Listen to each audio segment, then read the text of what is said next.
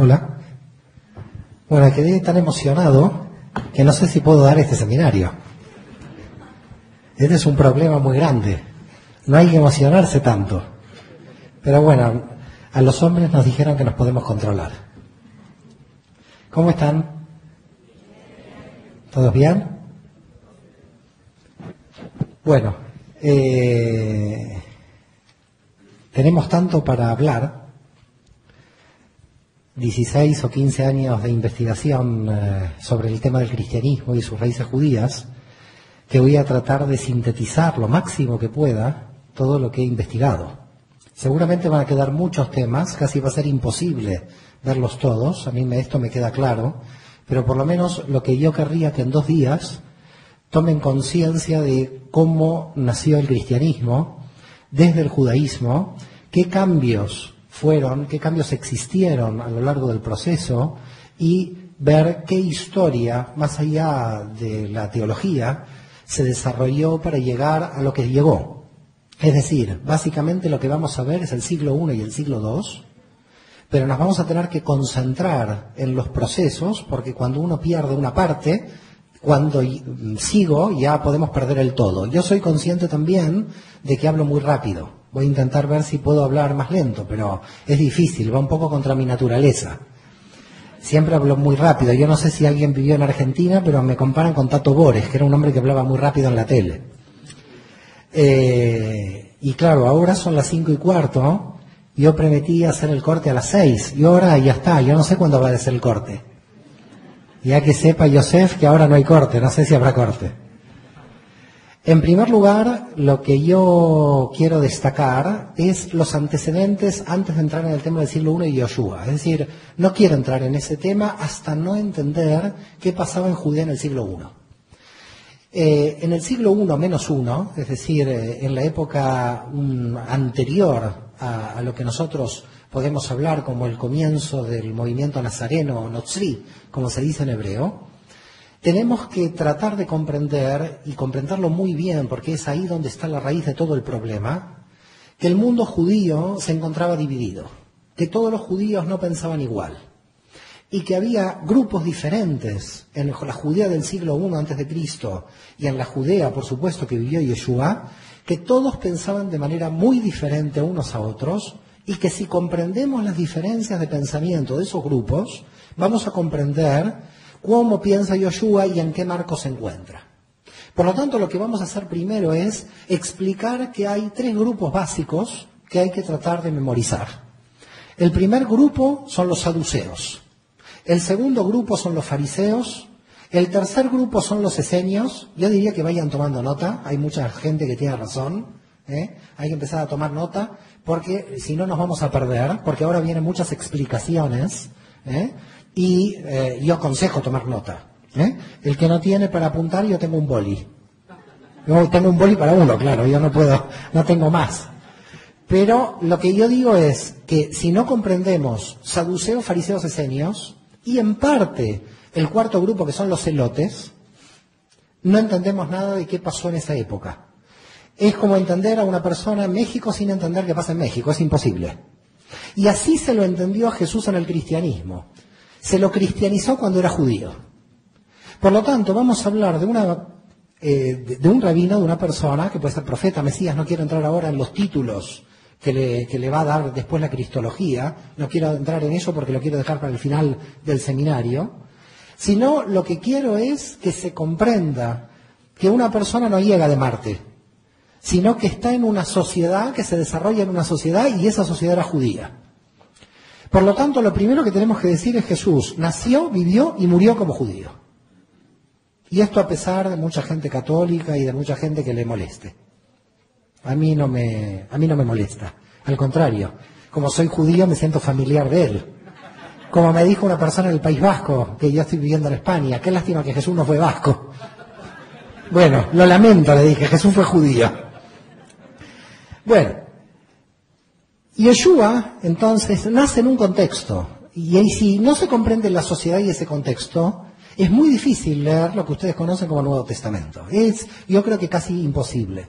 Yo creo que los judíos en este caso tenemos una ventaja relativa Digo relativa porque en la historia lo ignoramos, por eso digo relativa, en el sentido de que si uno estudia el Nuevo Testamento con la visión judía, empieza a encontrar cosas que el cristiano no puede encontrar, porque el cristiano entiende a Jesús con el desarrollo posterior del cristianismo. Y en consecuencia hay todo un problema. Los que entendemos a Jesús no creemos en Él, y los que creen en Él no le entienden. Esto es un gran problema. Es un gran problema porque entonces hay dos partes de verdad en este enredo. Un enredo que ya duró 2000 años y que debería ir terminando. Y la idea entonces es cómo pensaba cada uno de estos grupos. Los saduceos, los fariseos, los esenios y los celotes. Voy a empezar con los saduceos. Empiezo con los saduceos porque eran la clase más alta. Y por lo tanto lo que vamos a hacer es analizar el grupo de poder. Para Flavio Josefo, uno de los grandes investigadores judíos, que ahora los judíos decimos fue un gran investigador, en la época fue un traidor a la patria. Ya después vamos a ver quién fue Flavio Josefo. Así que fíjense que los traidores, 2000 años después, pasan a ser grandes historiadores. El gran historiador Flavio Josefo, para la época traidor a la patria, lo que dice es que los saduceos eran 10.000 judíos de Jerusalén. Uno puede decir cuánta gente. ¿Cuánta gente más o menos? Porque había 5 millones de judíos. Con lo cual, cuando hablamos de 10.000 saduceos en Jerusalén, estamos hablando de una minoría de personas que dominaban prácticamente todos los resortes del poder. Vamos a analizar esto ahora. Me gustaría que traten de comprender qué demografía había en Judía, tanto en Judea como en la diáspora. Aunque míticamente, Yosef lo dijo muy bien, los judíos comenzamos la dispersión en el 70, esto científicamente es un poco mentira. Los judíos teníamos la dispersión antes. No quiero ir contra Yosef, pero la idea de que en el 70 empezó la dispersión no es correcta, sino Pablo a quien encontró. Y había una gran dispersión de miles de judíos en la diáspora, y los investigadores dicen que la demografía judía era 2,5 millones de judíos en Judea y casi 2,5 millones de judíos fuera de Judea. Por tanto, cuando estamos hablando de la aparición de Yeshua en el siglo I, no estamos hablando de que todos los judíos estaban en Judea. Estamos hablando ya que el 50% de judíos estaba solamente en Judea. Cuando digo Judea, hago por supuesto referencia a Judea, Samaria y Galilea, no solamente a Judea. Y por lo tanto, el 50% de los judíos ya vivía fuera por diversas causas, sobre todo económicas. Se iban de Galilea, no había trabajo, entonces me tengo que ir a Siria. En Galilea no hay trabajo, me tengo que ir al Asia Menor. En Galilea no hay trabajo, me voy a Grecia. Y por lo tanto, la gente que no tenía trabajo en Judea Galilea se comenzó a ir. Pero este proceso ya había comenzado 2 siglos antes. Para que se juntaran 2,5 millones de judíos, el proceso fue muy anterior. Tanto es así que Alejandría, en la época de Yeshua, tenía 500.000 judíos. Alejandría era una ciudad que tenía 1 millón de habitantes, de los cuales 500.000 eran judíos y 500.000 eran griegos. No había egipcios. Porque Alejandro, para conquistar Egipto, hizo una ciudad sin egipcios. Inteligente. Si usted quiere conquistar un sitio, ponga gente suya. Queda claro. Por lo tanto dijo, ¿quiénes son buenos? Bueno, los judíos que están por aquí, vamos, los traemos por aquí, y los griegos que son mis amigos, también los ponemos aquí, y se fundó Alejandría. Claro, los judíos de Alejandría son muy importantes para la historia del cristianismo, aunque los cristianos no lo sepan. Porque los judíos de Alejandría, además de que eran muy buenos comerciantes, lo que hicieron los judíos de Alejandría era que 2 generaciones después nadie sabía hebreo. Y dijeron, ¿y ahora cómo vamos a seguir la lectura de la Biblia sin saber hebreo? Ahí hay uno solo que sabe hebreo, la Torá.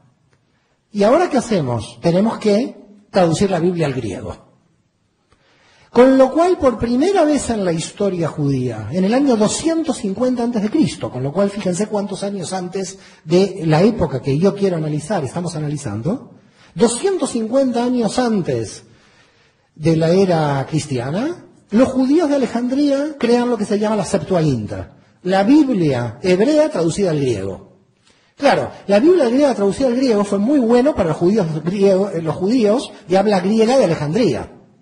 Pero se cometieron una serie de errores de traducción al pasar la Biblia del hebreo al griego, que esto hizo que después, cuando el cristianismo cogiera la Biblia en griego y no en hebreo, se armara un problema con el judaísmo inicial, que ya verán tela marinera, como se dice en España, en el embrollo en que nos metieron. Les voy a, por ejemplo, comentar solo un problema de traducción que generó lo que generó, para que tengan una idea. Pero voy a coger un solo problema de traducción porque si no es imposible hacer todos los problemas de traducción hoy en este seminario. Pero para que vean qué problema, aunque sea con uno, sucedió cuando la Biblia pasó al griego. Dice el hijo, la madre del Mesías, dice la profecía de Isaías, será una mujer alma. Alma en hebreo quiere decir pura. ¿Cómo lo tradujeron al griego? Virgen. Pura no es virgen. Por lo tanto, virgen en hebreo, que es betulá, no está en el texto de Isaías. Cuando los cristianos están leyendo que la madre del Mesías es virgen, lo leen por una mala traducción del texto hebreo. En el texto hebreo dice muchacha pura. Eso es alma, no dice virgen. Se tradujo mal. Todo el contexto de la virginidad que van a ustedes a estudiar después, surge de una mala traducción de la Biblia hebrea al griego. Solamente esto es una muestra de los problemas que causó pasar posteriormente la Biblia del hebreo al griego. No voy a hacer el análisis, reitero, de todo porque es muy grande, pero que tengan una idea de que cuando están leyendo en castellano, lo están leyendo de una traducción del latín, del griego y del hebreo. Y por lo tanto, en tanta cantidad de traducciones, ya nadie sabe cuál es el sentido original. Por lo tanto, si alguien quiere saber cómo pensaba Jesús y todos sus apóstoles que eran judíos, a volver al hebreo. No así Pablo, que sí era un judío que sabía griego. Ya veremos Pablo. Pero no quiero tocar ahora a Pablo.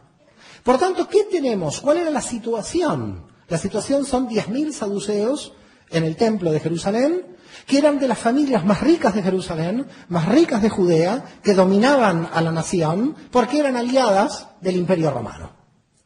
Básicamente eran como traidores a la patria, que se habían unido a lo que después va a ser la injerencia romana en Judea. Por tanto, los saduceos queda claro que son la élite económica, política y religiosa que dominan el parlamento judío, el Sanedrín. Olvidemos de que el parlamento era democrático, no había ninguna democracia.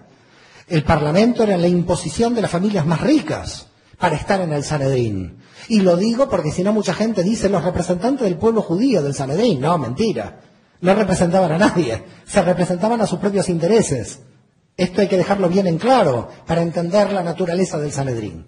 Por tanto, en el Sanedrín había una minoría de fariseos, que ya vamos a entender quiénes son, que representaría a la mayoría de los fariseos, y había una mayoría de saduceos que representaba a la minoría de los saduceos. Es decir, el Sanedrín básicamente no representaba a la generalidad del pueblo judío. ¿Vamos bien por ahora?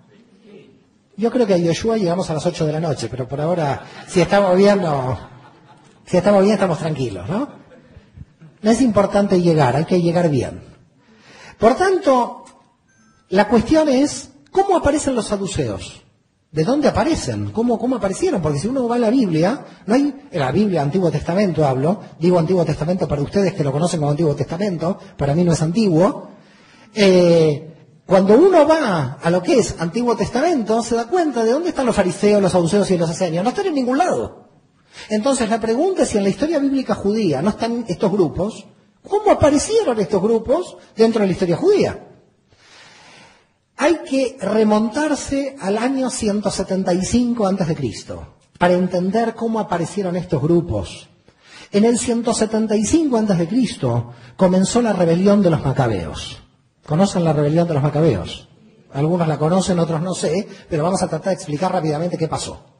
La cuestión es que cuando Alejandro Magno conquistó Judea pasando por Egipto, eso quedó bajo el dominio del imperio helenístico de Alejandro Magno, que cuando murió pasó a ser parte del gobierno greco-egipcio. Es decir, los egipcios o greco-egipcios, generales descendientes, los generales descendientes de Alejandro Magno, dominaban Judea.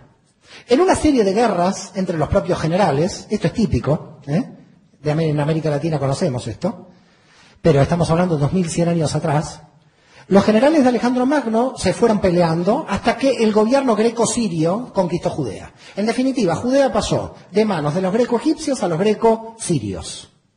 Y cuando los greco-sirios entraron en Judea, quisieron imponer el paganismo griego. Y dijeron, ahora vamos a poner dioses en todos lados y todo el pueblo judío tiene que adorar a los dioses. Esto es lo peor que pudieran hacer. Porque cuando en la ciudad de Modín pusieron a un dios griego, se levantó la familia de los asmoneos y comenzó la guerra macabea. se levantó el pueblo judío en una guerra de 33 años, hasta el año 142 antes de Cristo. Con lo cual, del 175 al 142 antes de Cristo, hubo una guerra del pueblo judío para liberarse del poder extranjero. Hasta que en el año 142 antes de Cristo, Judea se declaró libre e independiente del poder griego. Y volvió a obtener la independencia que había perdido cuando Nabucodonosor había conquistado Jerusalén en el 586 a.C. ¿Me siguen o estamos ya perdidos? Algunos perdidos, otros me siguen. Bueno, si al final del seminario quedó uno que me siguió, ya vale. Ya vale todo el seminario. Por tanto, ¿qué tenemos? Los macabeos entran en Jerusalén. El ejército judío contra los griegos entra en Jerusalén. Milagro. ¿Qué pasó? ¿Lo recuerdan? Hanukkah, las 8 velitas. ¿Qué pasó entonces? Se liberó el templo de Jerusalén. Pero esto que vemos Hanukkah, que todo el mundo festeja y estamos todos contentos, creó un problema político brutal. Cuando los macabeos con el ejército judío entraron en Jerusalén, los sacerdotes del templo le dijeron, ahora tenemos que buscar al rey de Israel, que tiene que ser descendiente de David. Y los macabeos no eran descendientes de David. Y los macabeos dijeron, nosotros luchamos 33 años por el pueblo de Israel. Y ahora no podemos ser los reyes de Israel porque unos sacerdotes del templo quieren buscar al descendiente de David. ¿Qué pasa cuando el Tribunal Constitucional en un país está en contra del gobierno? Lo cambian. El gobierno lo borra. Y entonces hace que el poder legislativo esté a favor y el poder judicial a favor del poder político. Esto lo conocemos de hace siglos. ¿Qué hicieron los macabeos cuando vieron que estos sacerdotes del templo se oponían a la autoridad macabea? Diciendo, vamos a buscar el descendiente de David, que tiene que ser el rey de Israel real. Los macabeos dijeron, ¿qué me importa si no soy descendiente de David? Yo quiero ser rey de Israel. Por tanto, los macabeos se impusieron como los reyes de Israel. Y siguieron gritando los sacerdotes. Me gritan mucho, saco a los sacerdotes. Los volaron a todos los sacerdotes del templo. Adiós a los sacerdotes. Voy a poner sacerdotes míos en el templo de Jerusalén. Y se creó un grupo de sacerdotes adictos al régimen. Estos son los saduceos.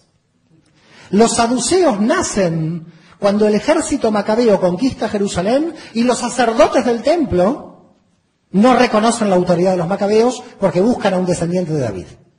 Y por lo tanto, los saduceos son aliados permanentes de todo régimen político, de todo régimen político, como cuando los macabeos desaparecen y pasan a Roma, que ya lo veremos, van a ser adictos al régimen de Roma. Quiere decir que son sacerdotes ilegales del templo.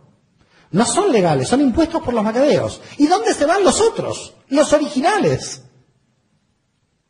Hay alguien que me dice que los matan. Algunos los mataron, pero otros huyen. Se van a Qumran. Nacen los esenios. Los esenios, los judíos del desierto de Qumran, son los verdaderos sacerdotes del templo de Jerusalén, que se fueron a Qumran para escapar de la política nefasta de conquistar y dominar el templo. Los esenios van porque dicen que vuelven a la máxima ortodoxia, viendo que el templo está corrompido, es corrupto, ¿se conoce en América Latina algo de esto? Viendo que el templo está corrupto, entonces se van al desierto. ¿Dónde se manifestó Dios a Israel? ¿Dónde se manifestó Dios a Moisés? En el desierto. ¿Qué estaban haciendo los sacerdotes? Volvían a la conexión original. Y ahora el templo no era lo intermediario. Ahora volvemos a la relación original con Dios, que está en el desierto. Por eso volvemos al desierto. Por eso vamos a Qumran. Y vamos a Qumran a formar comunidades, y se forman 22 comunidades. Por lo tanto, los esenios tienen un prestigio. Son los descendientes también de los sacerdotes. Finalmente, vamos a pasar ahora a los fariseos y vamos a tratar de entender quiénes son los fariseos.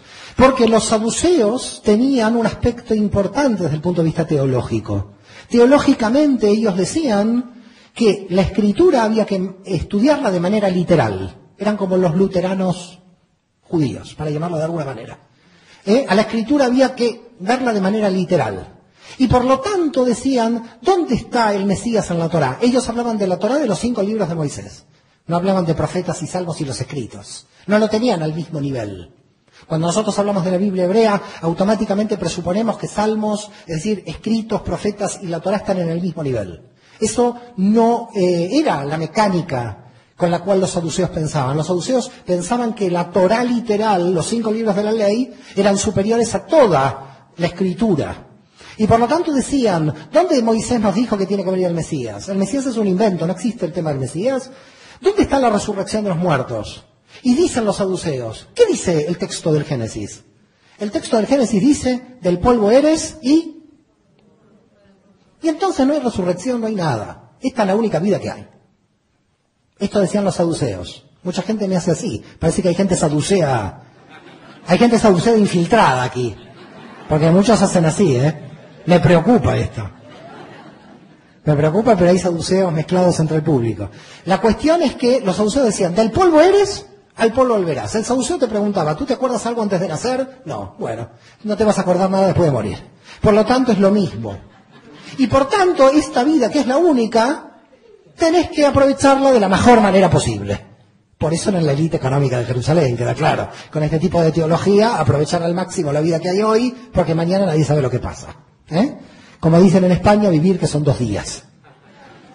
Así que parece que España también son saduceos, no lo sé. Habría que averiguar. Además de sefardíes perseguidos, saduceos. Bueno. Cuestión que los saduceos dominaban todos los resortes del poder. Pero a ese poder, el pueblo se comenzó a levantar. Ahora, el pueblo no se levanta solo. El pueblo tiene que tener dirigentes para que se levanten. Y los dirigentes son los maestros que conocen la Biblia. Aparece en el siglo II a.C. la figura del rabí, los rabinos. Los rabinos no son como hoy gente que dirige la liturgia en una sinagoga. Cuando nació la figura del rabino, fue una figura casi revolucionaria contra el templo de Jerusalén. Porque el rabino predicaba al pueblo la interpretación de la Torá. Y con lo cual el rabino comienza a tener autoridad de interpretación. Con los saduceos no hay autoridad de interpretación. Venga, usted hizo un pecado, hizo una transgresión, tráigame un cabrito, mátelo aquí y se acabó. Por supuesto, cabrito que se lo comían los saduceos. Entonces, mientras mayor pecado, más cabritos. Era un negocio increíble. Y los fariseos le sacaron el negocio. Porque los fariseos dijeron, con el arrepentimiento, ya basta. ¡Ay, Dios! ¿Cómo el arrepentimiento? Sigan trayendo los cabritos que tienen que inmolar en el templo. A mí no me interesa el arrepentimiento, decían los saduceos. Yo quiero los cabritos para comer. Por tanto, el sistema de sacrificios con respecto al tema de la teshuvá, como se dice en hebreo arrepentimiento, empieza a cambiar. Porque los saduceos dicen, si no vienes al templo a dejar el animal, no estás salvado. En cambio, los fariseos, que son los rabinos, dicen, tú arrepiéntete. Pídele perdón a tu prójimo, si quieres después lleva el cabrito, pero lo principal es pedirle un arrepentimiento a tu prójimo. Por lo tanto, los fariseos están interpretando contra el templo. Comienza un movimiento judío, que son los fariseos, de interpretación de la Torá libre de cada uno de los rabinos frente al poder del templo. Y cada rabino, cuando se instalaba en una ciudad, creaba un sitio de reunión, lo que en griego vamos a llamar una sinagoga. Comienzan a crearse sinagogas en todo el mundo. Ya el judío no tenía que ir hasta Jerusalén a matar un cabrito. Ya el judío en su sinagoga, en Atenas, podía tranquilamente orar y quedarse en Atenas. Esto fue la creación de lo que nosotros llamamos el movimiento fariseo, los rabinos, los que van a interpretar la Torá. Este movimiento de interpretación de la Torá llega a varias conclusiones. Primera, va a venir un Mesías que nos va a salvar de estos corruptos. Segunda, va a destruir a todos los enemigos de Israel, este Mesías que va a imponer a toda la humanidad una paz universal, cumpliendo, por supuesto, las profecías de Isaías, las profecías de Ezequiel. Y además, el diezmo ahora no va al templo, va a la comunidad. En esto es muy interesante, porque después la Iglesia Católica también tiene el diezmo, los protestantes diezmo, y en el diezmo nadie se peleó. Yo digo, nadie rebajó el 8%. No hay problemas teológicos en el 8%, en el diezmo estamos todos de acuerdo. ¿Qué quiere que le diga? El día que venga un movimiento y me dé el 5% y cambie la ley, ahí... Bueno, Todos el diezmo, católicos, protestantes, judíos, todos el diezmo. La cuestión es a dónde va el diezmo. Los del templo de Jerusalén los quieren para ahí, los saduceos. El templo, los saduceos. Después a la comunidad. ¿A dónde va? ¿La comunidad o el templo? ¿Hacia dónde va esto? Si va a la comunidad, el rabino tiene poder. Si el rabino tiene poder, tiene una comunidad organizada que no necesita del templo. Empieza a haber un conflicto entre los judíos de base y el templo de Jerusalén. Pero un conflicto que cada vez va creciendo más. Tanto es así que los movimientos fariseos empiezan a aparecer desde el 6 a.C. diciendo, un movimiento fariseo, este es el Mesías de Israel. Entonces vienen las tropas romanas a matar al grupo y al Mesías. Desde el 6 a.C. al 66, en 72 años, hubo 24 pretendientes a Mesías en Israel. Entre ellos Yeshua. Esto mucha gente no lo sabe. La gente dice, apareció Yeshua y fue el único que fue proclamado. ¡No! Cada 3 años apareció un grupo judío que decía, este es el Mesías de Israel. Y los saduceos, ¿qué hacían? A por él. Claro, los saduceos aparecieron después, con Roma, como que fueron solos contra Yeshua. Esto es una mentira. Iban contra toda posibilidad de proclamación mesiánica dentro del movimiento fariseo. Si un rabino es proclamado Mesías, esto no era un problema religioso, esto era un problema político. Y por lo tanto, como problema político, el Mesías se declaraba rey de Israel y podía levantar al pueblo judío contra Roma y contra los saduceos. Por tanto, lo que tenemos es un conflicto muy grande de todo el pueblo judío que sigue al movimiento fariseo. Y después, finalmente, los esenios. Los esenios piensan igual que los fariseos. Piensan en la resurrección, piensan en la libre interpretación. Sin embargo, los esenios tienen dos cuestiones diferentes de los fariseos y, por supuesto, de los saduceos. No creen en el diezmo, creen en el 100% de los bienes. Esto ya cambia. ¿Quiere ser del grupo? 100% de los bienes. Yo lo digo en España muchas veces al dueño del Banco Santander, al señor Botín, pero no me hace caso. Digo el 100% de los bienes. ¿Qué pidió Yoshua al joven rico para ser perfecto? ¿Alguien lo recuerda? Eso es esenio. ¿Quedó claro? Ahí podemos encontrar en el mensaje de Jesús un punto que lo vincula a los movimientos de Qumran, al movimiento esenio de las cuevas de Qumran. Pero también en Qumran, entre los esenios, había una idea apocalíptica. Llega el fin del mundo. Hay muchos grupos así. Mañana llega el fin del mundo. Hoy a mí me dan un miedo. Yo a veces estoy en Galilea con amigos míos ortodoxos, me dicen, mañana llega el fin del mundo. Mira, yo mañana tengo que seguir con mi grupo Galilea, así que mejor que no llegue el fin del mundo. Los esenios eran apocalípticos. Entendían que el reino se instauraba ya. Y por lo tanto, si eran apocalípticos, lo que estaban haciendo era luchar automáticamente para que ese reino se instaure. Ya veremos qué quiere decir instauración del reino. Esto es todo un problema conceptual. Lo veremos mañana. Lo digo para que vengan mañana. Por tanto, lo que tenemos entonces es un gran problema. Saduceos, fariseos, esenios. Y a esto le agregamos el cuarto grupo, los celotes. ¿Quiénes son los celotes? Los celotes en verdad son fariseos, pero ultranacionalistas judíos que quieren ir a la guerra directa contra Roma. Y quieren ir a la guerra directa contra los saduceos. Y en parte hicieron una especie de terrorismo urbano, que cuando veían un saduceo solo le clavaban un cuchillo, que era la sica, de donde aparece la palabra sicarios. La palabra sicario viene de la sica de la época de Judea del siglo I, donde había dos judíos que se hacían los inocentes por ahí, pasaba un romano, trácate. Esto era la guerra santa prácticamente de un grupo de judíos que se llamaban celotes, los celosos de la ley. ¿Recuerdan a Pinjas en la Torá? Que vio a la pareja y tiró la lanza. Imagínense si tenemos Pinjas hoy, no quedaría nadie vivo. Con lo cual, ¿qué tenemos? Lo que tenemos es un problema muy grande de muchos grupos en Israel. Pero ahora viene algo muy importante. ¿Por qué? Tenemos que estar muy atentos a esta parte del análisis de lo que estoy contando. Porque los fariseos no eran un grupo compacto, todos pensaban igual. Cada rabino tenía su escuela. ¿Quedó claro? Cada rabino en el movimiento fariseo tenía su escuela. Por lo tanto, las dos grandes escuelas fariseas del siglo I antes de Cristo, antes que aparezca Yeshua, son Hillel y Shammai. Hillel y Shammai son los que marcan las tendencias de las dos grandes escuelas del mundo fariseo. Con lo cual tenemos saduceos contra fariseos, esenios que se van a las montañas y a las cuevas de Qumran, celotes que matan romanos y matan saduceos, pero los fariseos, no un grupo en bloque, no un grupo homogéneo, sino un movimiento muy grande de gente que pensaba diferente porque cada rabino interpretaba la Torá a su manera. Esto hay que tenerlo en cuenta mucho, porque si no, cuando un cristiano lee el Nuevo Testamento no entiende nada cuando ve a Jesús enfrentándose todos los días con un fariseo diferente.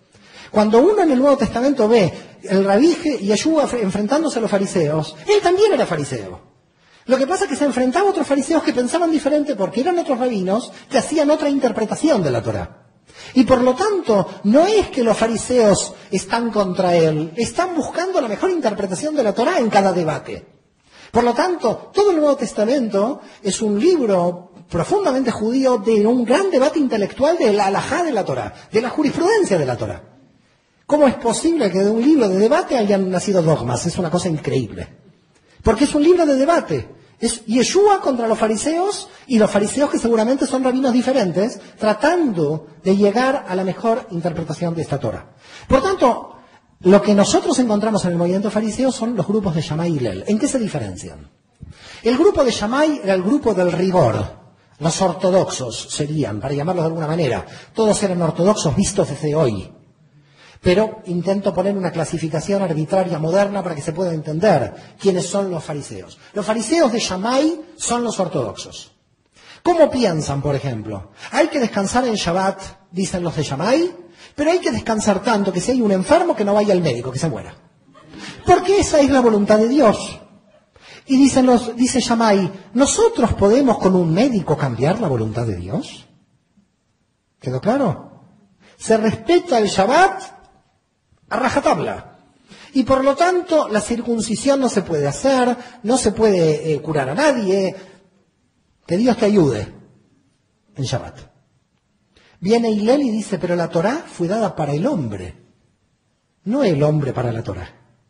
En el texto del Talmud del año 50 antes de Cristo, Hillel está diciendo, el sábado fue dado para el hombre, no el hombre para el sábado. Digamos, lo que después va a decir Yoshua en el texto del Nuevo Testamento, aparece en Hillel en el 50 antes de Cristo y nosotros los judíos lo tenemos en el Talmud. Por lo tanto, cuando Yeshua está diciendo eso y el cristiano lo lee, no está contra el judaísmo. Está en la escuela de Hillel. Porque Hillel decía, si alguien se enfermó, hay que ir a curarlo. Hay que llamar al médico. Las discusiones entre Hillel y Shammai es, ¿qué hacemos? ¿Se cura a alguien en Shabbat o no? ¿Qué discusiones son esas? Uno lee el Nuevo Testamento y ¿dónde están estas discusiones? Y Yeshua curándole a un enfermo y otros fariseos diciéndole no se puede curar. Esta es la copia, unos años después, de los mismos debates que 70, 80 años antes Hillel y Shammai habían comenzado. Pero entonces, ¿por qué había tantos rabinos? Porque había rabinos que estaban en el medio. Rabinos que se acercaban a la ortodoxia en algunos temas y rabinos que se acercaban a la ala más liberal en otros. Y entonces ahí nos vamos a acercar, por ejemplo, a un pensamiento de Yoshua interesante.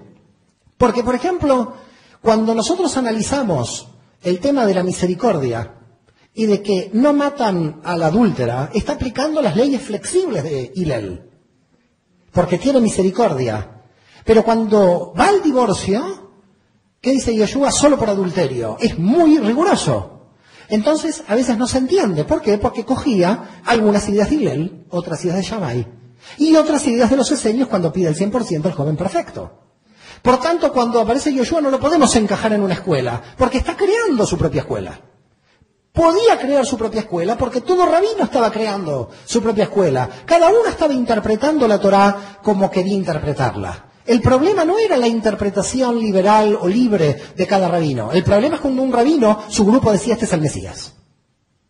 Ahí entraba el problema político. Pero mientras el rabino interpretaba y nadie le diga que era el Mesías, todo estaba muy tranquilo. Seguían las discusiones entre los fariseos, porque no se entraba en el terreno político. Son las 6 menos cuarto y a mí me queda 15, 20 minutos para explicar el judaísmo en Jesús. Y recién entendemos qué pasaba en Judea en el siglo I. Bueno, se entiende algo de lo que pasaba en Judea, por lo menos. Con esto ya estoy contento.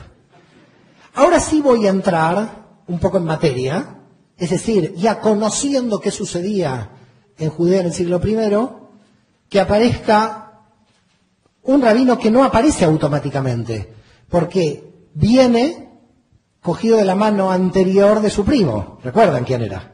¿Alguien lo recuerda? Bueno, yo lo llamo Yohanan, porque lo llamo en hebreo, pero está bien. Es el mismo nombre. Juan. Las características de Juan son esenias. Todas las características del movimiento. Primero, el ámbito geográfico. Juan está en el desierto. Es más, cuando uno va al sitio donde dice la tradición que se hacían los bautismos de los esenios, que de alguna manera es básicamente la base fundamental de Juan, de Yohanan, que son los bautismos. El sitio de bautismo en Israel del Jordán está muy cerca del Mar Muerto, casi al lado de las cuevas de Qumran. Decir que Juan no conocía Qumran es prácticamente decir una mentira. Juan no solamente tenía que conocer Qumran, sino que además la comida que comía Juan, como dice el texto, aparece entre los restos en Qumran. No se puede encontrar más relaciones entre Juan y Qumran. Con lo cual, queda claro que los judíos esenios de Qumran son los que le van a dar la base ideológica a Juan a crear ese movimiento bautista inicial, en el cual, cuando Juan, ya sabemos, desaparece por la muerte, va a coger ese movimiento Jesús. Pero Jesús no se queda en el desierto, se va a Galilea. Esto es muy importante ver este cambio geográfico. Hay gente que no lo ve. Dice Juan Jesús y creen que están predicando en el mismo sitio. Hay un cambio geográfico fundamental. Jesús se va a Galilea por alguna razón, ya veremos cuáles pueden ser las razones posibles, que cambian el concepto esenio. Porque los esenios eran grupos judíos que hacían análisis interiores de la Torá. Se lo quedaban para ellos. Y el rabino predica hacia afuera, hacia el pueblo. Por lo tanto, la idea de Jesús no era la de Juan, que de alguna manera está en un ambiente del desierto más restringida, sino mucho más abierta, y por eso cambia de jurisdicción. Y también la segunda posibilidad de razonamiento del cambio de jurisdicción es que probablemente quería estar lejos de Jerusalén, donde estaban los problemas políticos. Y por lo tanto en Galilea se sentía más libre, alejada de la jurisdicción de Judea. Por tanto, también hay que ver que en la autoridad romana, la región de Galilea, la Decápolis, muchas veces estaba fuera de la jurisdicción de Jerusalén también. Por tanto, a veces el procurador de Judea no tenía injerencia sobre Galilea. Y ahí también podría haber otra razón. Lo cierto es que por todas estas razones que estamos analizando, Yeshua aparece en Galilea, en toda la región que ya vimos, Cafarnaúm, la aldea de Nahum y Magdala, predicando. ¿Qué tiene, de alguna manera, de importante, más allá de lo que después fue el desarrollo de la creación del cristianismo, entender a Yeshua en su contexto y en sus propias enseñanzas? Es decir, la pregunta sería, ¿qué yo he visto después de 3 o 4 años de investigación de la figura de Yeshua y su pensamiento como claves para entender su pensamiento en forma general dentro de lo que es el Nuevo Testamento, pese a las diferencias entre los evangelistas? La primera cuestión fundamental es que él entendía que la importancia central de la Torá era la ética de la Torá, no la casuística, o como podríamos llamar en términos de la Iglesia, el derecho canónico. Es decir, la mentalidad de Yeshua en la aplicación de la Torá era directamente la aplicación de la ética sin perder tiempo. Esto es lo que de alguna manera más impresiona a una persona que proviene del judaísmo, donde en muchos casos, muchos rabinos quedan enmarañados en alajot y en jurisprudencias, que a veces complican más que simplifican. Es decir, que es un rabino que simplifica, no la complica. Eso número uno. La segunda cuestión, que también me resulta impresionante, es la memoria. Porque a cada caso sabía cómo resolverlo, cómo aplicarlo. Es también impresionante la memoria y la capacidad que tiene para resolver un caso específico. Cuando vemos en cada caso actuar, parecería que sabe anticipadamente cuál tendría que ser la resolución del caso. Pero hay que comprender también un tercer factor que es muy importante a la hora del análisis de cómo era la metodología del pensamiento de Yeshua. Primero, que era profundamente judío, porque todos los judíos contestamos con otra pregunta. Y esto Jesús lo hace en todo momento. Es algo interesante que en la mentalidad judía no se responde con una respuesta, porque la respuesta cierra el debate. Por tanto, para abrir el debate hay que volver a preguntar. Y siempre vuelve a preguntar. Y uno dice, qué judío, qué impresionante. Hay un chiste en el mundo judío, que a un judío le preguntan, ¿por qué los judíos preguntan tanto? ¿Y por qué no? Dice él. Por tanto, lo que vemos es un concepto casi de pilpul, es decir, de intercambio intelectual, de debate intelectual para el mejor conocimiento de la Torá. Y hay muchos casos increíbles en la aplicación práctica de la Torá en cuanto a cómo ir al núcleo central. Es decir, a mí me impresiona siempre cómo va el núcleo central con el buen samaritano, en el sentido que él es el que hace misericordia. Y llega un punto tal que aplica la ética de la Torá de manera universal, siendo un rabino judío, siguiendo la línea profética. Siguiendo la línea profética la aplica de manera universal. Después Pablo la va a llevar hasta sus últimas consecuencias, esa idea universal, a la práctica. Pero él está aplicando una idea universal en el sentido de que el samaritano, que es de alguna manera el archienemigo de Israel, porque con los samaritanos no había buena relación. De hecho, los samaritanos a Jesús, por judío, le impiden entrar en una ciudad. No sé si han leído profundamente el texto del Nuevo Testamento, que Jesús con los apóstoles, todos ellos judíos, los samaritanos no lo dejan entrar en una ciudad, porque son judíos. Quiere decir que Jesús sufre la discriminación antisemita por parte de los samaritanos. Pese a eso, pese a sufrir discriminación de los samaritanos, Jesús la parábola la hace del buen samaritano. Esto cambia toda la perspectiva. Del que me está a mí discriminando, porque no me dejó entrar a su ciudad, porque soy judío, yo a él lo pongo como modelo a seguir en un caso de misericordia. Esto es muy fuerte. Lo que pasa es que es muy fuerte la extrapolación a hoy. Porque la extrapolación a hoy, que yo la hice en la Universidad Católica de Valencia, es, si pasa un cardenal de la iglesia y no cura al herido, pasa un diácono, no cura al herido, y pasa un judío y sí lo cura, ¿cuál es el misericordia? Ojo que eso se puede utilizar de mil maneras. Cojan cualquier nacionalidad y cualquier forma de discriminación, cámbianlo por el samaritano y tienen ahí un problema político. Y la tercera o cuarta cuestión que estamos viendo es que en verdad también encontramos en las enseñanzas de la Halajá, de Yoshua, puntos importantes relacionados no solamente con la justicia social de Isaías, sino también en el terreno político, de la denuncia política. Por ejemplo, cuando va y da vuelta a las mesas de los cambistas, lo que está haciendo es una denuncia política. El templo se está usando como un centro de corrupción. Y por lo tanto yo doy vuelta a la mesa de los cambistas. ¿Esto lo hace porque tiene algo especial? No, lo hace porque todos los fariseos veían que estaba corrupto el templo. Y de alguna manera él pertenece a ese movimiento fariseo contra el templo. Voy a empezar a entrar en la cuestión de la escritura. Yo voy a hacer el corte, si me permite, Yosef, 6:15, no a las 6, porque si no, la verdad, más que Pablo tendré que seguir con Yeshua en la segunda parte.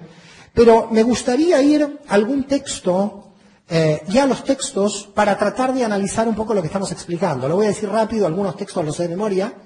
Voy a ir a un libro que se llama de Levi ben Alfeo. ¿Conocen a Levi ben Alfeo? ¿Alguien lo conoce? Bueno, quizás lo conocen como San Mateo. El judío Levi ben Alfeo, a mí me gusta decir el judío Levi ben Alfeo porque así lo llamaban al pobre hombre. Si a Mateo le decíamos Mateo ni se enteraba. El judío Levi ben Alfeo, que ustedes lo llaman Mateo, pero le han cambiado el nombre. Levi ben Alfeo, que escribe, ya sabemos que escribe el Evangelio de Mateo, escribe que dijo el judío Jesús. Por lo tanto, Levi ben Alfeo, que es judío, escribe que otro judío dijo, capítulo 5, versículos 17 a 20 de Mateo: no penséis que he venido a abolir la Torá ni los profetas. No he venido a abolir, sino a dar cumplimiento. Porque en verdad les digo que ni una yut de la ley pasará hasta que sucedan todas las cosas. Y está diciendo que él observa la Torá. ¿Dónde está la ley de Cristo de la Edad Media? ¿Dónde está la Trinidad? ¿Dónde está la inobservancia de la ley? Está él como rabino diciendo que viene a observar la ley. Y lo está diciendo en el Nuevo Testamento y 2.000 millones de cristianos en el mundo lo leen. Ahora, ¿qué leen ahí? Están leyendo que observa un rabino la ley. Si siguen a Jesús, la pregunta mía en la investigación es, hay una religión que dice que sigue a Jesús, pero no cumple con la ley, que es lo que dice él. Lo cual, yo hace 10 años entré en la locura de aquí mi amigo, mi clon cristiano, yo soy su clon judío. Estamos como clonados. La genética hace mucha cosa ahora. Con lo cual, la cuestión es, ¿cómo es posible? Yeshua de Nazaret como rabino está diciendo que viene a observar la Torá. Y la Torá no está siendo observada. Entonces, aquí hay algo que no cuadra. ¿Qué pasó 2000 años en el medio? Está diciendo que viene a observar la Torá. Bueno, hasta ahí uno se podría enloquecer un poco. Entonces uno dice, yo al judío Levi Ben Alfeo no le creo nada.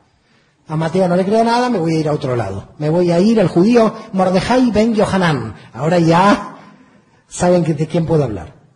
De San Marcos.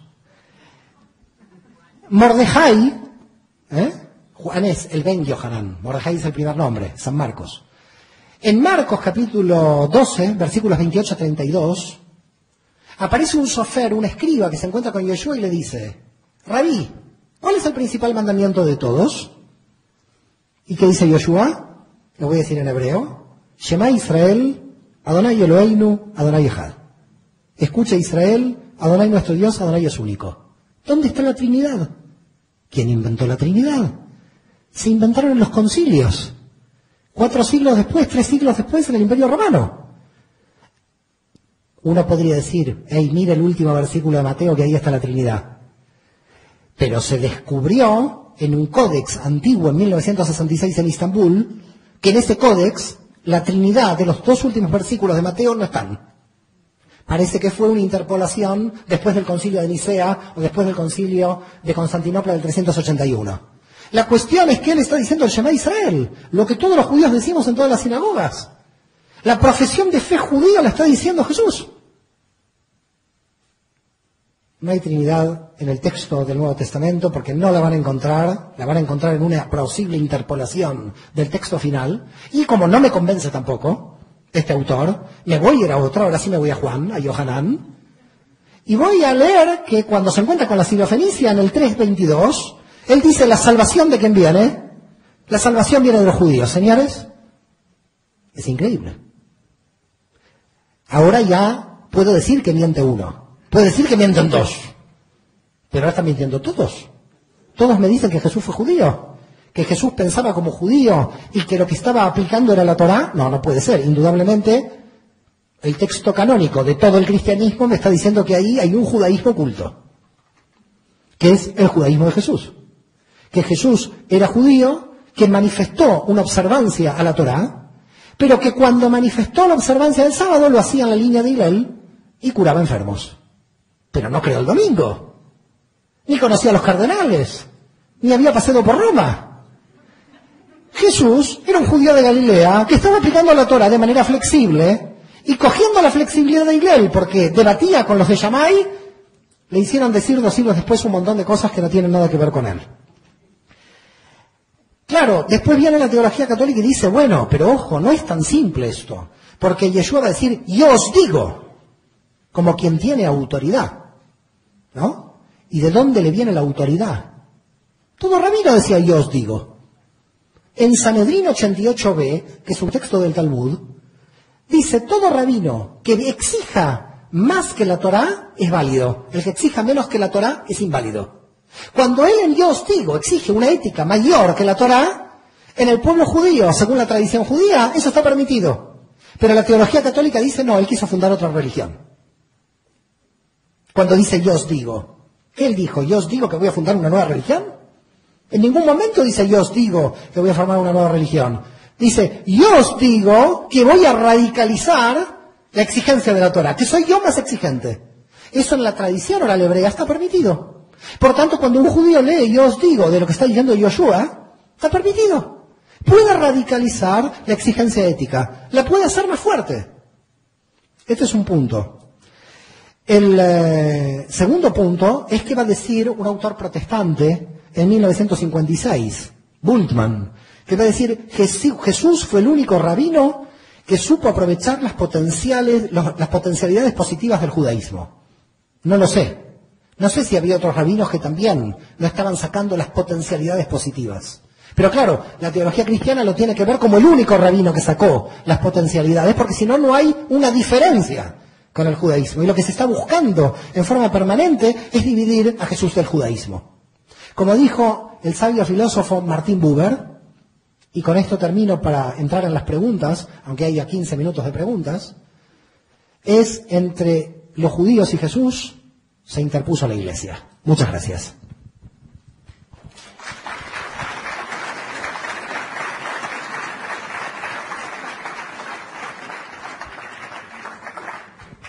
No sé si quieres empezar con las preguntas. Tampoco sé, Yosef, cuánto tiempo tenemos. Ok.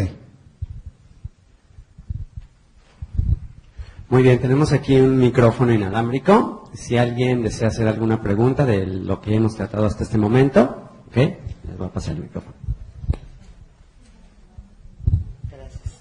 Gracias, soy Socorro Aro.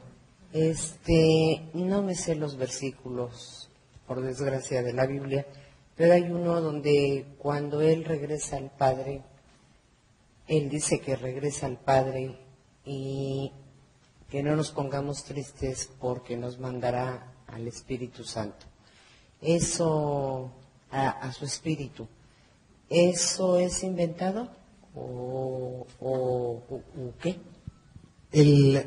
En el Nuevo Testamento. Perdón. El tema del Espíritu Santo, que en hebreo se llama Ruach HaKodesh, Ruach HaKodesh, es decir, dentro de la teología judía, existe lo que se conoce como el Espíritu Santo. Es decir, el Espíritu Santo es el desplazamiento del propio Dios hacia su revelación. No es otra cosa diferente. No tenemos que entrar en la cuestión de la Trinidad. El Espíritu Santo en la teología hebrea no es el Espíritu Santo aquí, Dios Padre aquí, Dios Hijo aquí, no. Hay que olvidarse de todo esto. El Espíritu Santo sería un desplazamiento de la energía del propio Dios que está actuando en la realidad. Pero es Dios mismo, no hay otra cosa. Es el Ruach HaKodesh. Muchas veces, para que se pueda entender esto de manera más rápida, es mi mano coge el vaso. Ahora, ¿qué es? Mi mano, Mario, el que coge el vaso. ¿Quedó claro lo que estoy diciendo? No es el brazo solo que coge y yo no le doy la orden. ¿Quedó claro? Por lo tanto, el Ruach HaKodesh, el Espíritu Santo, para que lo puedan entender rápidamente, sería como la manifestación de Dios en la acción.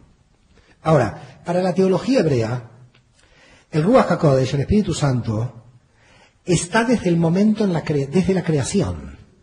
Es decir, es mucho más todavía profundo que un Espíritu Santo que vague por ahí en su casa. No es tan simple, sino que es la propia revelación de Dios, es la misma creación.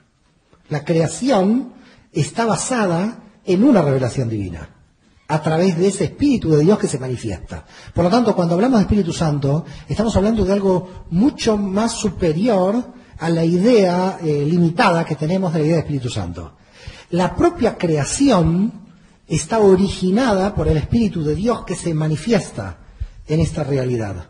Por lo tanto, el Espíritu Santo no opera en uno o en dos, opera en toda la creación. Los místicos de Safed, judíos del siglo XVI, dicen que si no tendríamos una relación con Dios permanente, automáticamente lo que está vivo hoy moriría, no podría subsistir. Es decir, que no es una revelación cuando nosotros llamamos, porque el concepto es muy interesante, lo que usted ha planteado, porque mucha gente dice la revelación del monte Sinai, por ejemplo, ¿no? Y ahí Dios se reveló. A ver, es verdad, se reveló más allá de lo normal, pero la revelación está dentro de la creación misma. No está independiente, no son Dios se reveló y se fue.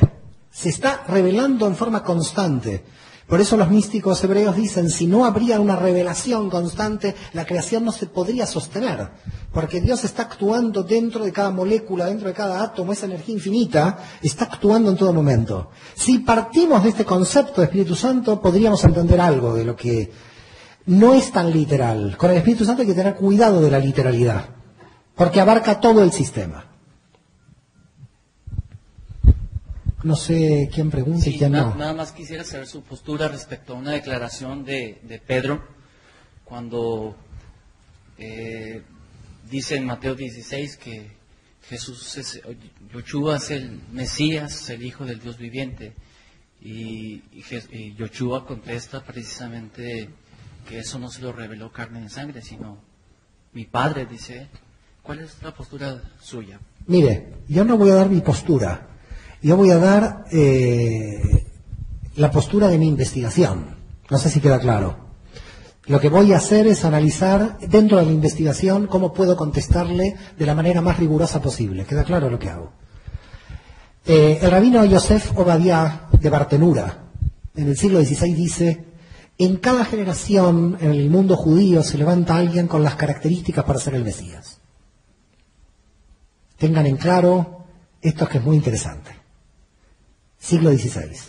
Rabino Obadiah de Bartenura. El que lo quiera coger, Google y a buscarlo. Algunos es Bartenura, otros Bartenura. Y si le interesa se lo puedo enviar yo personalmente por correo electrónico. En cada generación, dice la teología hebrea, se levanta alguien con las características para ser el Mesías. ¿A qué nos lleva esto? Nos lleva a que es posible que seguramente, y para muchos de ustedes, Yeshua tenía las características para ser el Mesías. Ahora, ¿qué pasó que una parte del pueblo judío no lo reconoció? 2000 años después llegamos siempre a la misma pregunta. Una parte del pueblo judío lo reconoció, que dio lugar al cristianismo. Recordemos que Pedro es Simón Mariona, un judío. Pero otra parte no lo reconoció. El tema del no reconocimiento da lugar a tela marinera, es muy largo. Porque cuando uno dice, y los judíos no lo reconocieron, primero ya se equivoca, porque todos los primeros que lo reconocieron fueron judíos. Segundo, entonces tendríamos que decir, algunos judíos no lo reconocieron y otros sí. Esa sería la respuesta correcta. Segundo, ¿cómo un judío de Alejandría se va a enterar que Pedro dijo que este es el Mesías? No había internet. Un judío de Roma, un judío, por eso después aparece Pablo diciendo es el Mesías, porque hace de internet, hace de conectar a las comunidades en esa prédica mesiánica. Pero cuando un judío de Alejandría aparece Jesús y los 120 judíos de Jerusalén dicen es el Mesías, el resto ni se enteró. Imaginen si aquí hoy decimos que el señor Yosef es el Mesías. A mí me gustaría, la verdad, porque como en cada generación hay uno, por lo menos yo quiero el mío. Si digo que el señor Yosef es el Mesías, y aquí hay más o menos quizás más de 120 personas, tenemos aquí más gente de los judíos que dijeron que Jesús es el Mesías. ¿Quién se enteró en Cancún? Nadie. ¿Quedó claro el concepto este? Es decir, lo primero que hay que analizar cuando se dice un grupo de judíos reconocieron que Yeshua era el Mesías y el resto no se enteró. Porque no participó, porque no había televisión, porque no había radio, porque no había internet. Directamente. ¿Quedó claro este concepto? Es muy importante. Porque si no, viene la acusación general de la teología católica que dice, y todos los judíos no reconocieron al Mesías. Dígame cómo es posible. ¿Cómo llegaban las cámaras de fotos? Imposible. Por tanto, cuando nosotros vamos a la teología nos encontramos que para el pueblo judío en cada generación hay una posibilidad de que alguien tiene las características del Mesías. ¿Las pudo tener Jesús? Por supuesto que sí, pero la pregunta es, ¿por qué entonces un grupo de judíos dijo después, no lo es? Y dijo no lo es porque la visión del judaísmo con respecto a la era mesiánica no es el Mesías, qué características tiene, sino la era mesiánica. Voy a tratar de hacerles comprender que entre judíos y cristianos no hay debate, hay dos monólogos. Entre judíos y cristianos no hay diálogo, hay dos monólogos. Y les voy a explicar cómo es el monólogo. Porque he tenido de estos monólogos cientos. Dos monólogos, el mío y el de él, claro. Y no se llega al diálogo, pero voy a explicar por qué. Porque hablamos de cosas diferentes. La persona cristiana me viene y me dice, yo te voy a convencer de que Yeshua es el Mesías. Y me da de aquí, Isaías, Jeremías, Ezequiel. Puede tener razón, pero yo no estoy hablando de eso. Yo estoy hablando de la era mesiánica. En el mundo judío no es el Mesías y sus características, sino cuál es la era mesiánica. Y si ese Mesías trae la era mesiánica, entonces sí empieza el reino. Con lo cual, ¿qué ve el judío? El judío dice, ¿hay pobreza en Somalia? ¿Dónde está el Mesías? ¿Hay guerra? ¿Dónde está el Mesías? El judío es el que ve el vaso medio vacío. El cristiano lo ve medio lleno. ¿Quién ve la verdad? Gracias a todos.